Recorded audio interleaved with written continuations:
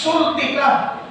But also, listening to God, o unsay mensahe nga gusto kong abot sa Ginoo sa imo, mahimo na bisan unsay imong trabaho. Pwede ka gaampo nga naligo, pwede ka nag-ampo nga naglaba.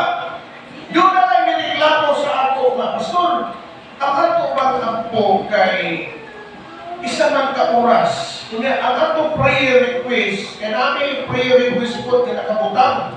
Usa sa prayer request na mo dito na ang church na mo ma-change ang luti kay gamay ang luti. Ang luti na mas pagkadian 200 square meter lang. Kaya ang nahimo kay inanak ang kanago, hihurot na mo building ngayon.